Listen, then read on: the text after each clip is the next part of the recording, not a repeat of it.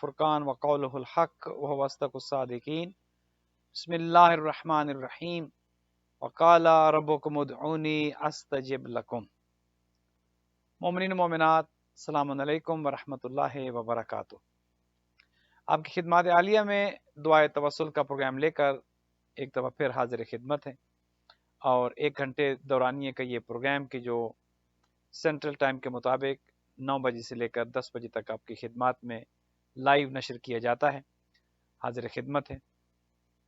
और आपकी खिदमत में ये भी अर्ज़ कर दें कि 9 से लेकर 10 बजे तक एवरी ट्यूसडे ये प्रोग्राम दर अब्बास के फेसबुक पेज पर नशर किया जाता है। आप इस प्रोग्राम का हिस्सा बनते हैं और इब्तदाई चंद लम्हात आपकी खिदमत में कुछ गुजारिशात पेश करने के बाद उसके बाद दुआ तवस्सुल की तिलावत होगी और आखिर में जितने भी मोमिनीन और मोमिनात बहन भाई दुनिया भर से जहाँ कहीं से हमारे साथ शामिल होंगे और दुआ में हमारे साथ मौजूद होंगे और ये प्रोग्राम देख रहे होंगे, सबके लिए नाम बनाम इंशाअल्लाह दुआ की जाएगी। तो आइए अपने आज के इस प्रोग्राम को शुरू करते हैं और आप फेसबुक पेज पर इस प्रोग्राम को देख सकते हैं, ऑनलाइन शामिल हो सकते हैं ताकि आप भी इस प्रोग्राम का हिस्सा बन जाएं। मोमिनीन मोमिनात, अल्लाह सुब्हानहू व तआला ने इंसान को इस दुनिया में भेजा है, यकीनन किसी मकसद के तहत भेजा है। बगैर मकसद के कोई चीज़ भी खल्क नहीं हुई, तो ये कैसे मुमकिन है कि हज़रत इंसान के जो अशरफुल मखलूक़ात है वो बगैर मकसद के खल्क किया जाता। यकीनन बहुत बड़ा मकसद है, लेकिन अफसोस ये है कि इंसान इस मकसद को फरामोश कर देता है, भूल जाता है। इंसान जब इस दुनिया में आता है, इस दुनिया की मोहब्बतें, इस दुनिया में रहने के लिए जो उसे तगोदो करना पड़ती है, वो उसे उस दुनिया के साथ इतना मुंसलिक कर देती है, इतना मरबूत हो जाता है कि वो मकसद हयात को भूल जाता है। इसलिए फरमाया गया कि अपने उस मकसद को तरोताज़ा रखने के लिए, अपने उस मकसद को याद रखने के लिए और अपनी समत को मुअय्यन और मुतअय्यन रखने के लिए कि तुम सही डायरेक्शन में जा रहे हो, इंसान का सफ़र सही समत में है। इसीलिए कुरान ने एक सवाल भी किया, फ़अयन तज़हबून, कि ज़रा बताओ तो सही कहाँ जा रहे हो, किस डायरेक्शन में जा रहे हो, तुम्हारा सफ़र किस जानिब जारी उसारी है। तो इंसान के लिए ये ज़रूरी है कि वो अपनी समत को, अपनी डायरेक्शन को अपने सामने पाए और अपनी डायरेक्शन को मुतय्यन किए रखे ताकि वो गुम ना हो जाए, वो गुमशुदा में ना हो जाए। लिहाजा अपने सफ़र को सही समत में रखने के लिए ज़रूरी है कि इंसान अपने मकसद हयात पर भी नज़र दौड़ाए। क्यों आया हूँ, किस लिए आया हूँ, कहाँ जाने के लिए अपने सफ़र को जारी किए हुए हूँ। जब इंसान को ये सब चीज़ें याद हो जाती हैं और याद रहती हैं तो फिर वो गलती नहीं करता। गलती अमूमन वही करता है, गुनाह अमूमन वही करता है, मासियत अमूमन वही करता है जो ये सब भूल जाता है। दुनिया की मोहब्बत में वो इतना मगन हो जाता है, इतना महव हो जाता है, इतना गर्क हो जाता है कि अपने मकसद को भूल जाता है। लिहाजा मजहबी इदारे जितने भी हों, इमाम बारगाह हों, मसाजिद हों, दीन के खुदाम हों, उलमा हों, ज़ाकिरीन हों, बुनियादी जिम्मेदारी ये है कि अपने बहन भाइयों को, बच्चे बच्चियों को, अपनी कम्युनिटी मेंबर्स को वो मकसद याद दिलाते रहें। इसीलिए कुरान में अल्लाह सुब्हानहू व तआला ये भी इरशाद फरमाते हैं कि वज़क्किर फ़इन्न ज़िक्र तनफ़उल मोमिनीन, कि मोमिनीन को याद दहानी कराओ, इसमें मोमिनीन का नफ़ा है, इसमें उनका फ़ायदा है। यकीनन इंसान की मेमोरी बाज़ औक़ात इंसान को बहुत सी चीज़ें भूल जाती हैं, वो उतनी परफेक्ट नहीं होती इंसान की याददाश्त, उसकी मेमोरी, कि हर चीज़ वो मौजूद रहे और हर चीज़ इंसान अपने अज़हान में उसी तरह से महफूज रखे। यकीनन बहुत सी चीज़ें इंसान को भूल जाती हैं। इसलिए फरमाया कि वज़क्किर फ़इन्न ज़िक्र तनफ़उल मोमिनीन, कि मोमिनीन को याद दहानी कराओ, चूँकि इस ही में मोमिनीन का फ़ायदा है।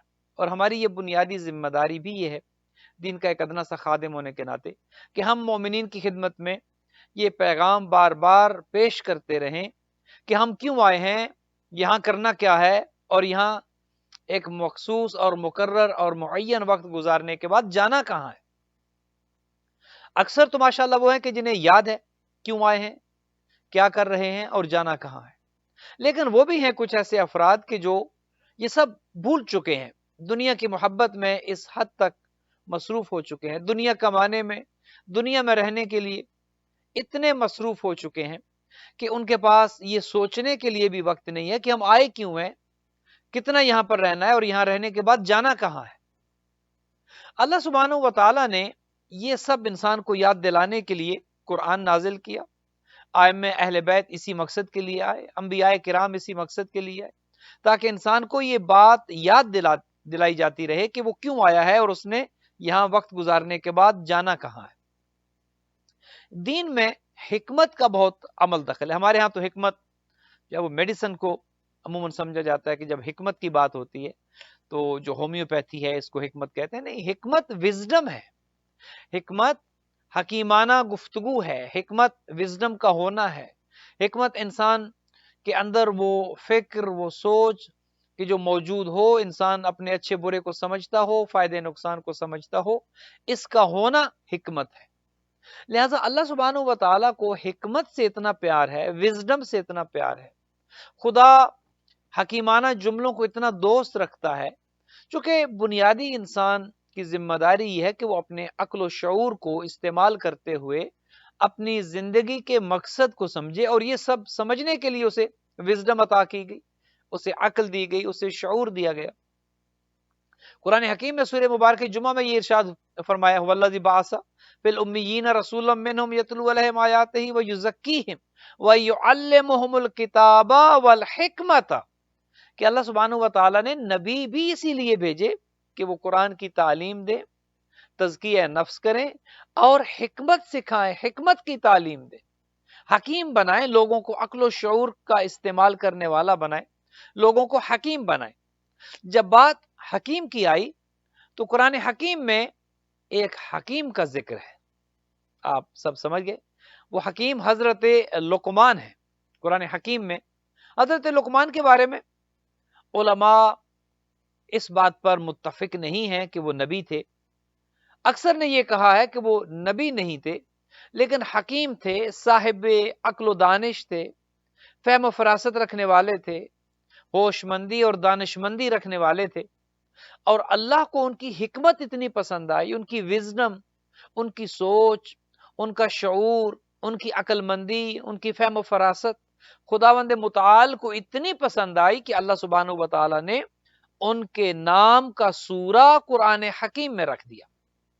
دیکھیے، وہ نبی نہیں ہے، معصوم نہیں ہے، لیکن اللہ سبحانہ و تعالیٰ کو ان کی وزڈم اتنی پسند آئی، ان کی عقل مندی اتنی پسند آئی کہ خداوند متعال نے ان کی باتیں اور ان کے نام کا سورہ قرآن میں رکھ دی۔ ان کے باتیں، وہ اپنے بیٹے سے کیا گفتگو کر رہے ہیں، خدا نے قرآن حکیم میں نقل کیا۔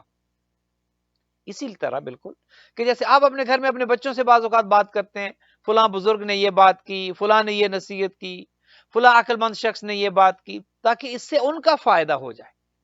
اللہ سبحانہ و تعالی نے بھی قرآن حکیم میں حضرت لقمان حکیم کے نام کا سورہ اور ان کی گفتگو کو رکھ کر اس بات کو واضح کر دیا ہے کہ خداوند متعال حضرت لقمان کی گفتگو کو ہم تک پہنچانا چاہتا ہے تاکہ اس سے ہمارا فائدہ ہو۔ فرمایا کہ عقل مند وہ ہے کہ جو دوسروں کی غلطیوں سے سبق سیکھے، خود وہ غلطیاں نہ کرے، خود غلطی کر کے سنبھل جانا، عقل مند ہو جانا، سمجھدار ہو جانا کوئی کمال عقل مندی نہیں ہے۔ کمال عقل مندی یہ ہے کہ دوسروں کی غلطیوں کو دیکھ کر انسان سمجھدار ہو جائے اور خود وہ غلطی نہ کرے۔ آپ نے روڈ پر جاتے ہوئے ایکسیڈنٹ کر دیا اور آپ نے پھر سیکھ لیا کہ اوور سپیڈنگ کریں تو ایکسیڈنٹ ہو جاتا ہے، احتیاط سے دھیان سے گاڑی نہ چلائیں تو ایکسیڈنٹ ہو جاتا ہے۔ آپ نے ایکسیڈنٹ کر کے سیکھا تو کیا سیکھا؟ آپ نے غلطی کر کے سیکھی، چلے وہ بھی بہتر ہے۔ اگر اتنا بھی انسان کچھ تو کر کے بھی نہیں سیکھتے، ایک حادثہ پھر دوسرا پھر تیسرا مسلسل، کچھ وہ ہیں کہ جو غلطی کر کے سیکھ جاتے ہیں، الحمدللہ یہ بھی اچھی بات ہے، لیکن کمال یہ ہے کہ انسان خود غلطی نہ کرے بلکہ دوسروں کی غلطیوں سے سبق سیکھے، یہ عقل مندی ہے۔ آپ نے دوسروں کو نہ کام کرتے ہوئے دیکھا اور پھر ان کی زندگی کس طرح قسم پرسی سے گزر رہی ہے، آپ نے کہا کہ کام نہ کریں تو ہاتھ پہ ہاتھ دھر کے انسان بیٹھ جاتا ہے، کام نہ کریں دوسروں کا محتاج ہو جاتا ہے، کام نہ کریں انسان سہولیات زندگی کو مہیا نہیں کر سکتا۔ آپ نے کسی کام نہ کرنے والے کو دیکھ کر اپنی زندگی میں یہ سبق سیکھا اور آپ نے محنت کی، خدا نے آپ کو کامیاب کیا۔ اسی طرح جتنی بھی دیگر مثالیں آپ لے سکتے ہیں کہ جو دوسروں کی غلطیوں کو انسان اپنے سامنے مثال بنا کر خود وہ غلطی نہ کرے، یہ انسان کی حکمت ہے، انسان کا کمال ہے، انسان کی دانش مندی ہے۔ لہٰذا اللہ سبحانہ و تعالی نے حضرت لقمان کی گفتگو کو اتنا پسند کیا، جب وہ اپنے بیٹے سے گفتگو کرتے تھے اتنا پسند کیا کہ خداوند متعال نے اپنے حبیب پر حضرت جبرائیل امین کے ذریعے وہ گفتگو نازل کی، اور وہ گفتگو قرآن حکیم کا حصہ ہے۔ قرآن مجید کا سورہ نمبر 31 سورہ لقمان کے نام سے مشہور ہے، جانا جاتا ہے، اور اس سورہ کی تلاوت کی جاتی ہے۔ اب آئیے ذرا آج آپ کی خدمت میں حضرت لقمان کی گفتگو کے کچھ جملے عرض کر دوں۔ جب اللہ سبحانہ و تعالیٰ نے ان کی گفتگو کو قرآن حکیم میں رکھا ہے تو یقیناً وہ گفتگو اس قابل تھی، ہمارے لیے اس میں کچھ سبق تھا، کچھ درس تھا، اسی لیے اللہ سبحانہ و تعالیٰ نے حضرت لقمان حکیم کی گفتگو کو ہماری رہنمائی کے لیے قرآن حکیم میں رکھا۔ اپنے بیٹے سے جب وہ کلام کرنے بیٹھتے تو یہ کہتے یا بنیا اذ قال لقمان لابنہ وہو یعظہ، جب حضرت لقمان اپنے خدا یہ ارشاد فرماتا ہے قرآن حکیم میں کہ حضرت لقمان جب اپنے بیٹے کو ساتھ لے کر بیٹھے اور اسے واعظ کر رہے تھے، گویا ایک سبق ہمارے لیے یہ بھی ہے کہ اپنی اولاد کو ساتھ بٹھانا ہے اور انہیں واعظ کرنا ہے۔ یہ جملہ وَإِذْ قَالَ لُقْمَانُ لِابْنِهِ وَهُوَ يَعِظُهُ کہ جب حضرت لقمان اپنے بیٹے کے ساتھ موجود تھے اور انہوں نے اپنے بیٹے سے کہا، اور وہ جب یہ بات کر رہے تھے تو وہ واعظ و نصیحت کر رہے تھے، اس کا مطلب یہ ہے کہ اپنی اولاد کو پاس بٹھانا اولیاء کا کام ہے، اپنی اولاد کو واعظ و نصیحت کرنا خاصان خدا کا شیوا ہے۔ لیکن افسوس یہ ہے، اور انتہائی افسوس یہ ہے، کہ آج تو یہ بات ختم ہو چکی ہے۔ آج تو اولاد نہ ماں باپ کے پاس بیٹھنے کے لیے تیار ہے کہ ان کی بات سنیں، اور نہ ہی ماں باپ کے پاس اتنا وقت ہے کہ وہ اولاد کو پاس بٹھائے اور انہیں واعظ و نصیحت کرے۔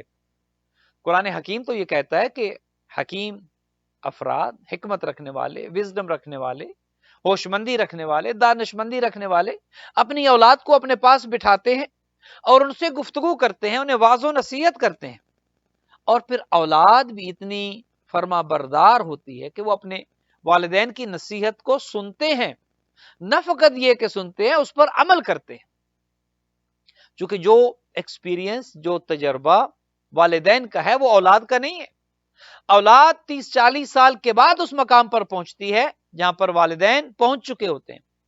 کتنی غلطیاں کر کے وہ اس مقام پر پہنچتے ہیں، کتنے دھوکے کھانے کے بعد، کتنی غلطیاں کرنے کے بعد، کتنی مشکلات میں سے گزرنے کے بعد والدین اس مقام پر پہنچتے ہیں کہ وہ اپنے بچوں کو واعظ و نصیحت کریں۔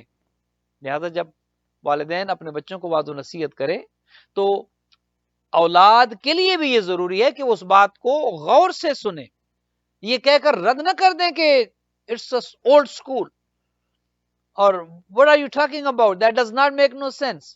بعض اوقات افسوس یہ ہے کہ آج والدین کے تجربے سے، والدین کے ایکسپیرینس سے اولادیں فائدہ نہیں اٹھا رہی، غلطیاں کرتی ہیں، غلطی پر غلطی کرتی ہیں، اور غلطیاں کر کے پھر سبق جب خود سیکھتی ہیں پھر واپسی کے راستے بند ہو چکے ہوتے، بہت دیر ہو چکی ہوتی ہے۔ کتنے والدین ایسے ہیں کہ جو اپنے بچوں کے بارے میں جب بتاتے ہیں کہ ان کے بچے کیا کیا کر رہے ہیں اور کیا کیا کر چکے ہیں، اب ان کے پاس واپسی کے راستے نہیں ہیں۔ اس کی بنیادی وجہ یہ ہے کہ انہوں نے اپنے والدین کی گفتگو پر کان نہیں دھرا، اگر والدین نے اپنی ذمہ داری نبھائی ہے۔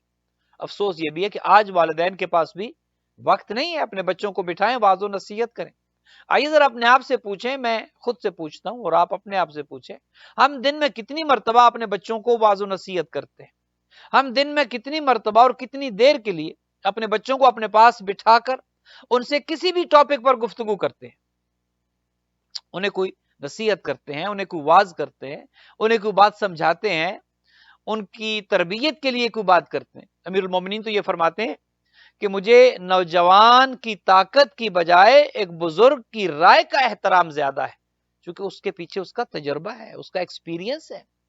لہذا والدین اپنا وہ تجربہ اپنی اولاد کو کیسے منتقل کریں؟ پاس بٹھائیں گے، ان سے گفتگو کریں گے، ان سے ہم کلام ہوں گے، ان کو واعظ و نصیحت کریں گے۔ بچے دور ہیں تو فون کر لیں، آج کل تو ویڈیو آڈیو کانفرنس ہوتی ہے، پاس ہیں تو اپنے سامنے بٹھائیں۔ حضرت لقمان نے اپنے بیٹے کو اپنے پاس بٹھایا اور قرآن نے نقشہ کھینچا.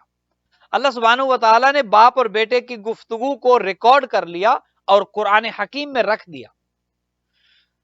وَإِذْ قَالَ لُقْمَانُ لِابْنِهِ وَهُوَ يَعِظُهُ يَا بُنَيَّ لَا تُشْرِكْ بِاللَّهِ. سب سے پہلا درس جو حضرت لقمان نے اپنے فرزند کو دیا وہ یہ تھا، یا بنیا، اے میرے فرزند، اے میرے نور چشم، اے میری آنکھوں کی ٹھنڈک، لا تشرک باللہ، کبھی اللہ کا شریک قرار نہ دینا، کبھی اللہ کے ساتھ شرک نہ کرنا، کبھی خدا کا شریک نہ بنانا، کبھی خدا کی وحدانیت کو نہ چھوڑ دینا. سب سے بڑا درس ہے. ایک باپ کی بنیادی ذمہ داری یہ ہے اپنی اولادوں کو موحد بنائے، خدا پرست بنائے، ایک خدا کی عبادت کرنے والا بنائے. آج بدقسمتی یہ ہے کہ جتنی موحد یہ قوم ہونی چاہیے تھی، آج افسوس یہ ہے کہ اتنی موحد نہیں ہے. آج توحید اتنی دھندلائی جا رہی ہے کہ بعض اوقات لوگ سوال کرتے ہیں کہ رب کتنے ہیں، خدا کتنے ہیں، رازق کتنے ہیں، اولاد کتنے دیتے ہیں. آج یہ لوگ سوال کرتے ہیں خدا کتنے ہیں، بنانے والے کتنے ہیں، تصویریں کون کون بناتا ہے، بارش کون کون برساتا ہے. یہ کام خدا کے ہیں. خلق کرنا ہو، رزق دینا ہو، اولاد دینا ہو، قرآن حکیم ان آیات سے بھرا پڑا ہے کہ یہ کام اللہ کے ہیں. لیکن آج بدقسمتی یہ کہ لوگ پریشان ہیں، لوگ کنفیوز ہو چکے ہیں کہ یہ کام کس کس کے ہیں، کون کرتا ہے. کرنے والا خدا ہے. اب ایک بارش اگر فرشتہ اس کی ذمہ داری یہ ہے کہ وہ بارش برسائے تو اس کا مطلب یہ نہیں کہ فرشتہ بارش برساتا ہے، کرنے والا اللہ ہے. اگر فرشتہ روح قبض کرتا ہے تو اس کا مطلب یہ نہیں ہے کہ فرشتہ موت دیتا ہے، موت اللہ دیتا ہے. اس کی ذمہ داری ہے، اس فرشتے کی جاب ہے وہ کام کرنا. یہ سارے کام اللہ کے ہیں. تو حضرت لقمان نے اپنے فرزند کو جو سب سے پہلی نصیحت کی وہ یہ تھی، یا بنیا لا تشرک باللہ ان الشرک لظلم عظیم. اے میرے فرزند ارجمند، دیکھنا کبھی زندگی میں شرک نہ کرنا، چونکہ شرک سب سے بڑا ظلم ہے، سب سے بڑا گناہ ہے. ہر گناہ معاف کیا جا سکتا ہے، ہر گناہ کی توبہ ہے، ہر گناہ کی توبہ قبول ہو سکتی ہے، لیکن شرک وہ گناہ ہے جب آپ نے خدا کا شریک کوئی بنا دیا، جب آپ نے خدا کا پارٹنر کوئی بنا دیا. خود سورہ اخلاص اس بات پر گواہی دیتی ہے اور دلالت کرتی ہے کہ قل هو اللہ احد، کہہ دو اللہ ایک ہے، وہ احد ہے، اللہ الصمد، وہ بے نیاز ہے، لم یلد ولم یولد، نہ اس کو کسی نے جنا، نہ اس نے کسی کو جنا، نہ اس کا کوئی ماں اور باپ ہے، نہ اس کی کوئی اولاد ہے، وہ واحد و یکتا ہے. ولم یکن لہ کفوا احد، اس کا کوئی ہمسر نہیں، کوئی برابری کرنے والا نہیں، کوئی اس کا پارٹنر نہیں، کوئی اس جیسا نہیں، کوئی اس کی مدد کرنے والا نہیں، اور نہ ہی وہ کسی کا محتاج ہے.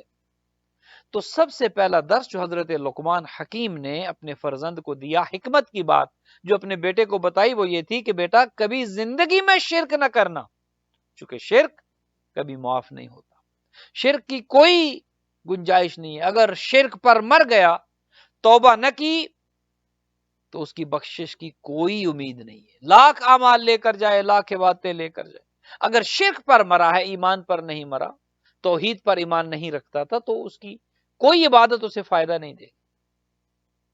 پہلی نصیحت. اور اس کے بعد 6 باتیں حضرت لقمان نے اپنے فرزند کو اور بتائیں. وہ حضرت لقمان کی 6 باتیں میں آپ کی خدمت میں پیش کر کے آج کی اس گفتگو کو یہیں پر ختم کریں گے، اور اس کے بعد دعائے توسل کی تلاوت انشاءاللہ ہوگی. حضرت لقمان نے اپنے بیٹے سے کہا، قال لقمان علیہ السلام لابنہ، حضرت لقمان نے اپنے بیٹے سے کہا، یا بنیا، او میرے بیٹے، او میرے فرزند، اسی کا بستۃ خصال، میں تمہیں 6 خصلتوں کی وصیت کرتا ہوں، 6 عادتوں کی وصیت کرتا ہوں، 6 باتیں تعلیم دیتا ہوں تمہیں. اب دیکھیے ایک حکیم کے جس کی حکمت کے قصے قرآن میں موجود ہیں اور مشہور ہے، وہ 6 باتیں کتنی اہمیت کی حامل ہوں گی کہ جو حضرت لقمان اپنے بیٹے کو وصیت کر رہے ہیں، سمجھا رہے ہیں، اور قرآن ان باتوں کو ریکارڈ کر کے اپنے اندر رکھے ہوئے ہیں. اگر آپ بھی یہ 6 باتیں سننے کے لیے تیار ہیں، بلکہ میں تو یہ کہوں گا کہ کاغذ اور قلم اٹھا لے اور یہ 6 باتیں لکھ لیں. یہ کتنی اہمیت کی حامل ہوں گی کہ جو اللہ نے حضرت لقمان کی یہ 6 باتیں قرآن کا حصہ بنائی اور ہم تک پہنچائی کہ دیکھو لقمان نے اپنے بیٹے کو یہ 6 باتوں کی وصیت کی. دیکھنا یہ فقط لقمان کے بیٹے کے لیے نہیں ہے، یہ 6 باتیں تمہارے لیے بھی ہیں. تو عرض کر رہا تھا وَإِذْ قَالَ لُقْمَانُ علیہ السلام لِابْنِهِ يَا بُنَيَّ أُوصِيكَ بِسِتَّةِ خِصَالٍ، اے میرے بیٹے میں تمہیں 6 چیزوں کی وصیت کرتا ہوں. سب سے پہلی کیا ہے؟ فرمایا اجتمع فیہا علم الاولین والآخرین، اور یہ 6 باتیں وہ ہیں کہ جس میں اولین اور آخرین کا علم جمع ہے. یہ 6 باتیں وہ ہیں کہ اگر ان 6 باتوں پر تم نے عمل کر لیا تو کوئی چیز تمہیں ناکام نہیں کر سکتی، تم کامیاب و کامران ہو جاؤ گے، چونکہ اولین اور آخرین کا علم ان 6 باتوں میں موجود ہے. آئیے ذرا دیکھتے ہیں حضرت لقمان نے اپنے بیٹے کو پہلی وصیت کون سی کی، پہلی بات کون سی بتائی. فرمایا لا تشغل قلبک الی الدنیا الا بقائک فیہا، الا بقدر بقائک فیہا. لا تشغل قلبک الی الدنیا، اے میرے فرزند، اے میرے بیٹے، اے میرے نور عین، دنیا میں فقط اتنا دل لگانا جتنا دنیا میں تم نے رہنا ہے. اللہ اکبر، اس سے زیادہ دل دنیا میں نہ لگانا، دنیا سے اتنی محبت نہ کرنا جتنا تم نے اس میں رہنا نہیں. سب سے پہلی بات، سب سے پہلی وصیت، سب سے پہلی نصیحت، سب سے پہلی وعظ کی بات حضرت لقمان نے اپنے بیٹے سے کہی یا بنی لا تشغل قلبک الی الدنیا، اے بیٹے اپنے دل کو، اپنے قلب کو دنیا کے ساتھ اتنا مشغول نہ کر دینا کہ تمہیں آخرت بھول جائے، تمہیں سب کچھ بھول جائے. دنیا کے ساتھ اتنا دل لگانا الا بقدر بقائک فیہا، جتنا تم نے اس میں باقی رہنا ہے، جتنا تم نے دنیا میں رہنا ہے دنیا کے ساتھ اتنی محبت کرنا، دنیا میں کام اتنا کرنا، دنیا میں جاب اتنی کرنا، دنیا کا خیال اتنا رکھنا، دنیا میں زندہ رہنے کی خواہش اتنی رکھنا جتنا تم نے اس دنیا میں رہنا ہے. اس سے ایک بات تو یہ ثابت ہوتی ہے کہ دنیا کی مذمت بالکل ایسے بھی نہیں کہ چھوڑ کر بیٹھ جائیں، ہاتھ پر ہاتھ دھر کر بیٹھ جائیں، جنگل میں چلے جائیں اور بس فقط اللہ اللہ شروع کر دیں، دنیا کا ہر کام چھوڑ دیں. یہ نہیں. حضرت لقمان بھی اپنے بیٹے کو یہ نصیحت اور وصیت کرتے ہیں کہ دنیا سے محبت کرو لیکن اتنی محبت کرو جتنا تم نے دنیا میں رہنا ہے. ایک بات. دوسری بات وَعْمَلْ لِلْآخِرَةِ بِقَدْرِ بَقَائِكَ فِيهَا. اللہ اکبر. فرمایا بیٹے آخرت کے لیے اتنا عمل کرو کہ جتنا تم نے اس میں رہنا ہے. دو باتیں، دنیا کے لیے اتنا کرو جتنا دنیا میں رہنا ہے، وَعْمَلْ لِلْآخِرَةِ بِقَدْرِ بَقَائِكَ فِيهَا، آخرت کے لیے اتنی تیاری کرو جتنا تم نے آخرت میں رہنا ہے. اب اگر میں آپ سے یہ سوال کروں کہ آئیے ذرا حساب لگائیں کہ ہم نے یہاں کتنا رہنا ہے اور ہم نے آخرت میں کتنا رہنا ہے. اب اگر ہم یہ کہیں کہ دنیا کی زندگی 1 دن ہے اور آخرت کی زندگی فرض کریں 99 ڈیز ہے، کیا یہ بات درست ہے؟ نہیں، یہ درست نہیں ہے. اگر ہم یہ کہیں کہ دنیا کی زندگی 0.00001% ہے اور آخرت کی زندگی 99.9999% ہے، کیا یہ درست ہے؟ نہیں، یہ بھی درست نہیں. کیوں درست نہیں ہے؟ یہ درست اس لیے نہیں ہے کہ آخرت کی زندگی میں کوئی اختتام نہیں ہے. آخرت کی زندگی نے کبھی ختم نہیں ہونا. جب وہاں چلے گئے تو وہاں کوئی موت نہیں ہے، وہاں زندگی ہی زندگی ہے. دنیا میں اینڈ ہے، دنیا نے ختم ہونا ہے، دنیا میں قیامت ہے، آخرت میں قیامت نہیں ہے، آخرت کا اختتام نہیں ہے. ایک دفعہ ہم اس دنیا سے اس دنیا میں چلے گئے، پھر ہمیشہ ہمیشہ کی زندگی ہے، پھر اس زندگی میں کوئی موت نہیں ہے، پھر وہاں پر کوئی اختتام نہیں. یہ اختتام یہاں پر ہے. تو حضرت لقمان نے اپنے بیٹے سے کیا کہا کہ اس دنیا کے لیے اتنی محنت کرو جتنا یہاں رہنا ہے، آخرت کے لیے اتنا کام کرو جتنا وہاں رہنا ہے. اب آئیے ذرا سوچتے ہیں کہ ہم دنیا کے لیے کتنا کرتے ہیں جہاں پر 60 یا 70 سال رہنا ہے، اور آخرت کے لیے ہم کتنی محنت کرتے ہیں جہاں پر ہم نے ہمیشہ ہمیشہ کے لیے رہنا ہے. آئیے ذرا اپنے آپ سے سوال کریں. ہم تو برعکس کر رہے ہیں. جہاں پر ہمیشہ ہمیشہ کے لیے رہنا ہے وہاں کے لیے تو بہت محنت ہونی چاہیے، وہاں کے لیے کچھ بھی نہیں کر رہے. اور جہاں پر 60-70 سال رہنا ہے تقریباً، اس کا بھی پتہ نہیں ہے کہ وہ بھی نصیب ہوں گے یا نہیں، وہاں کے لیے اتنی محنت کر رہے ہیں کہ شاید ساری زندگی یہاں رہنا ہے. کیسا ہے یہ؟ نہیں، ذرا سوچیں. دنیا میں مال و دولت اتنا اکٹھا کر رہے ہیں، گھر ایسے بنا رہے ہیں، نظام ایسا چلا رہے ہیں، انویسٹمنٹ ایسی کر رہے ہیں کہ شاید ہمیشہ ہمیشہ یہی رہنا ہے، یہاں سے جانا ہی نہیں ہے. کپڑے ہیں تو الماریاں بھر رہے ہیں، جوتے ہیں تو الماریاں بھر رہے ہیں، نصیب ہوں گے یا نہیں؟ کیا اتنے کپڑوں کی ضرورت ہے؟ کیا اتنی ضروریات زندگی جو میں اپنے لیے اکٹھی کر رہا ہوں ضرورت ہے؟ کیا اتنی دولت اور مال جو میں اپنے لیے جمع کر رہا ہوں، کیا اتنی مجھے اس کی ضرورت ہے؟ نہیں ہے۔ 60 یا 70 سال کی زندگی اگر نصیب ہوئی، وہ بھی 60-70 سال کے لیے کتنا مال و دولت چاہیے اتنا رکھیں۔ 60-70 سال کے لیے جتنی ضروریات زندگی چاہیے وہ رکھیں۔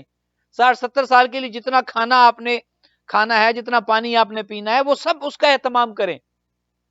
حضرت لقمان نے اپنے بیٹے سے کہا، بیٹا دنیا کے لیے اتنا کرو جتنا دنیا میں رہنا ہے۔ مجھے ایسے ایسے افراد بھی ملے ہیں جنہوں نے مجھے کہا ہے کہ ہماری فائنینشل سچویشن ایسی ہے کہ اگر ہم ہر روز $3,000 بھی خرچ کریں تو اگلے 30-40 سال جو ہماری زندگی کے اگر ہمیں نصیب ہوئے تو ہماری دولت پھر بھی ختم نہیں ہوگی، اتنی دولت ہے۔ ہر روز اگر $3,000 خرچ کریں تو اگر 60-70 یا 80 سال کی عمر میں موت آ جائے گی تو دولت ختم نہیں ہوگی، ہم ختم ہو جائیں گے، مال ختم نہیں ہوگا۔ ایسے افراد بھی ہیں۔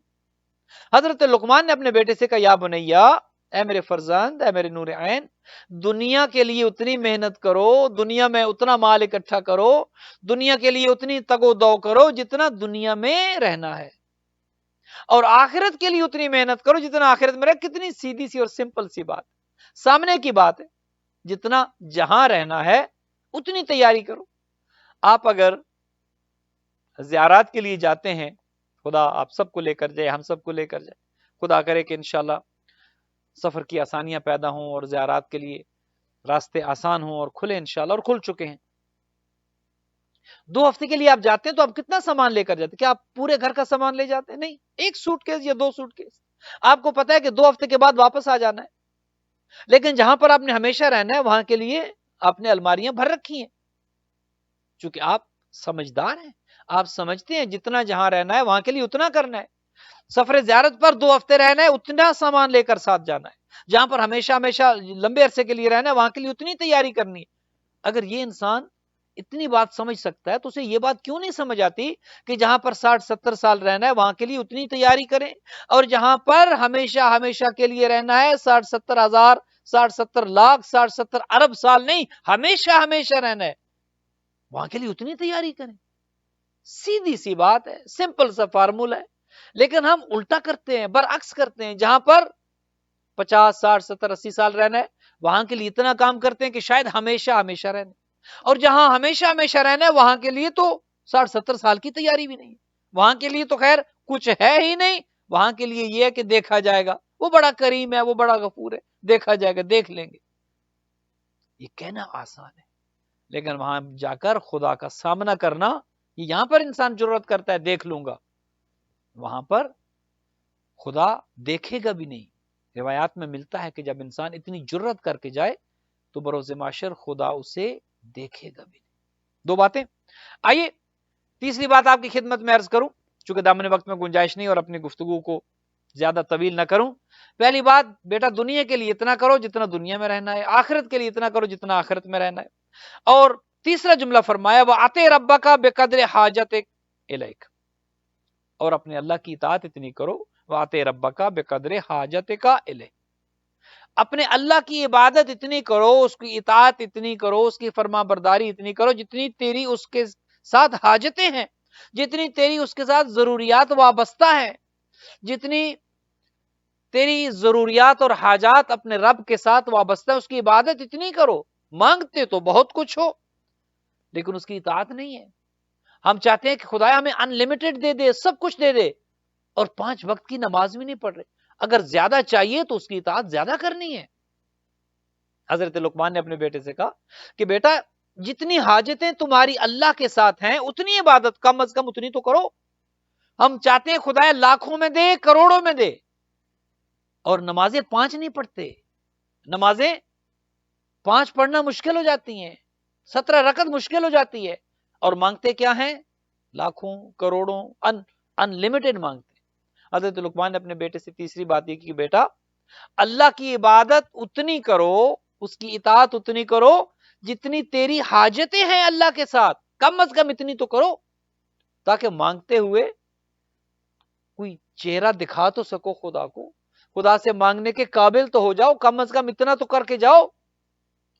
جتنی زیادہ حاجتیں رکھتے ہو اتنی عبادت کرو، اور ہم بالکل برعکس ہیں، حاجتیں تو بہت زیادہ ہیں، ان لمیٹڈ ہیں، اور عبادت کچھ نہیں ہے، مصلی پر کھڑا ہونے کا وقت ہی نہیں ہے، خدا رسول کے نام پر کچھ خرچ کرنے کا، انفاق فی سبیل اللہ کا حوصلہ ہی نہیں ہے، یتیم مسکین فقیر مسجد امام بارگاہ کو دینے کے لیے ہمارے پاس کچھ ہے ہی نہیں، اور دعائیں کتنی ہیں، خدایا صحت بھی دے، اولاد بھی دے، اور اولاد کو دے کر اولاد کو نیک بھی رکھ، سارا کچھ مانگتے خدا سے ہے، لیکن خدا کے لیے ہمارے پاس کرنے کو کچھ نہیں ہے۔ یہ نہیں ہوگا، یہ کیسے ہوگا کہ میں خدا کے نام پر کسی غریب مسکین یتیم کے سر پر ہاتھ نہ رکھوں، مسجد امام بارگاہ کی مدد نہ کروں، اور میں پھر خدا سے کہوں کہ خدا تو مجھے دیتا چلا جا، لیکن میری طرف سے کسی چیز کی توقع نہ رکھنا کہ میں تیرے نام پر کسی غریب مسکین کا ساتھ دوں گا، کسی کے سر پہ ہاتھ رکھوں گا، کسی کی مدد کروں گا، امام بارگاہ کے کسی پروگرام کو سپانسر کر دوں گا۔ اب ماہ رمضان آ رہا ہے، آمادہ ہو جائیں، خدا نے دیے، خدا رسول کے نام پر خرچ کرنے کی عادت ڈال، اللہ سبحانہ و تعالیٰ نے صحت دی ہے، روزہ رکھیں، خدا نے دولت دی ہے، افطار کے لیے سپانسر کریں۔ ابھی در عباس نے ماشاءاللہ وہ ماہ رمضان کا چارٹ ابھی سے بنا لیا ہے، وہ چارٹ بن گیا، آپ اسد شاہ صاحب کو کال کر کے اپنا نام لکھوا دیں، فلاں روزہ میں افطار کروں گا، فلاں روزہ میں افطار کروں گا، خدا کے نام پر خرچ کرنے کے لیے آمادہ ہو جائیں، تاکہ پھر خدا بھی بے حساب دے۔ تیسرا جملہ حضرت لقمان کا کیا تھا؟ وَآتِ رَبَّكَ بِقَدْرِ حَاجَتِكَ إِلَيْهِ، اے میرے فرزند اللہ کی اطاعت اور عبادت اتنی کم از کم کرو جتنی تم اللہ سے حاجتیں رکھتے ہو۔ چوتھی بات وَلْيَكُنْ سَعْيُكَ فِي فَكَاكِ رَكَبَتِكَ مِنَ النَّارِ، اے بیٹے کم از کم اتنی کوشش تو کرو کہ اپنی گردن کو جہنم کی آگ سے آزاد کرا دو، اتنی کوشش تو کرو۔ اگر خدا نہ خواستہ کسی کی گردن میں کوئی چیز آ جائے تو انسان کتنے ہاتھ پاؤں مارتا ہے، ذرا سا اگر پانی زیادہ ہو جائے، سر سے اوپر جا رہا ہو اور ڈوب رہا ہو، انسان کتنے ہاتھ پاؤں مارتا ہے۔ کبھی ہم نے اپنی گردن کو جہنم سے آزاد کرانے کے لیے کوئی سعی، کوئی محنت کی ہے؟ حضرت لقمان اپنے بیٹے کو یہ وصیت کر رہے ہیں، بیٹا جہنم کی آگ سے اپنے آپ کو بچانے کے لیے کچھ محنت تو کرو تاکہ یہ تمہاری گردن جہنم کی آگ سے بچ سکے، کم از کم اتنا تو کرو۔ وَلْيَكُنْ سَعْيُكَ فِي فَكَاكِ رَكَبَتِكَ مِنَ النَّارِ، اتنی سعی تو کرو کہ کم از کم اپنی گردن کو جہنم کی آگ سے نجات دلا دو۔ آگے وَلْيَكُنْ جُرْأَتُكَ عَلَى الْمَعَاصِي بِقَدْرِ صَبْرِكَ فِي النَّارِ، اللہ اکبر، وَلْيَكُنْ جُرْأَتُكَ عَلَى الْمَعَاصِي بِقَدْرِ صَبْرِكَ فِي النَّارِ، اے میرے بیٹے اللہ کی معصیت اتنی کرو جتنا جہنم کی آگ کو برداشت کر سکتے ہو۔ استغفر اللہ، جرت اتنی کرو گناہوں پر، دیدہ دلیری سے گناہ اتنے کرو جتنی اللہ کے عذاب کو برداشت کر سکتے ہو، جتنی جہنم کی آگ کو برداشت کر سکتے۔ ذرا سا ہاتھ جل جائے، وہ کون سی میڈیسن ہے جو نہیں لگاتے، وہ کیا ہے جو نہیں کرتے، ذرا سا ہاتھ جل جائے، لیکن وہاں پر ہاتھ نہیں اور وہاں پر دنیا کی آگ نہیں ہوگی، لیکن اس آگ سے اپنے آپ کو بچانے کے لیے اہتمام نہیں ہے، تیاری صفر، اہتمام زیرو۔ حضرت لقمان نے اپنے بیٹے سے کہا، بیٹا کم از کم اتنی کوشش کرو جتنی تمہاری اللہ سے حاجتیں ہیں، اللہ کی عبادت اتنی کرو، اور جتنی تمہاری دعائیں خدا کے لیے عبادت اتنی تو کرو، اور پھر جتنی تم معصیتیں کر رہے ہو کم از کم دیکھو کیا اتنی جہنم کی آگ کو برداشت کر لو گے؟ اگر نہیں کر سکتے تو اس سے باز آ جاؤ۔ آگے کیا فرماتے؟ وَإِذَا أَرَدْتَ أَن تَعْصِيَ مَوْلَاكَ فَاطْلُبْ مَكَانًا لَا يَرَاكَ، کہ اے بیٹے اگر تو گناہ کرنا چاہتا ہے تو پھر کسی ایسی جگہ پر گناہ کرو جہاں پر تیرا مولا، تیرا آقا تجھے دیکھتا نہیں ہے۔ اگر جرت کر ہی لی ہے، اگر تجھے جرت ہو ہی گئی ہے گناہ پر، تو پھر لوگوں کو دکھا دکھا کر حرام نہ پیو، لوگوں کو دکھا دکھا کر حرام نہ کھاؤ، لوگوں کو دکھا دکھا کر لوگوں کے مال پر قبضہ نہ کرو، پھر جرت اور بہادری کا مظاہرہ کر کے خدا سے بغاوت نہ کرو، پھر کسی ایسی جگہ پر جاؤ جہاں خدا نہیں ہے، جہاں خدا تجھے دیکھتا نہیں ہے۔ اگر گناہ پر جرت کر ہی رہے ہو، خدا کے سامنے تم نے علم بغاوت اگر بلند کر ہی دیا ہے، تو پھر کسی ایسی جگہ پر جا کر گناہ کرو جہاں پر خدا تمہیں دیکھتا نہیں۔ مومنین مومنات، آج کی گفتگو کو یہیں پر روکیں گے چونکہ دامن وقت میں اتنی گنجائش نہیں ہوتی۔ اس کے بعد دعائے توسل کی تلاوت ہوگی اور اس کے بعد آخر میں انشاءاللہ نام بنام آپ سب کے لیے دعا کی جائے گی۔ اپنے نام ٹیکسٹ کر دیں، کسی بہن بھائی کے لیے دعا کروانی ہے، کوئی بیمار ہے۔ آج ہمارے بہت پیارے دوست، ہمارے بھائی جناب سید ساجد نقوی صاحب کا ایک ٹریفک حادثہ بھی ہوا ہے، الحمدللہ وہ خیریت سے ہیں، وہ خود سیف ہے، گاڑی کو بہت نقصان ہوئے، ان کے لیے بھی انشاءاللہ دعا کرنی ہے۔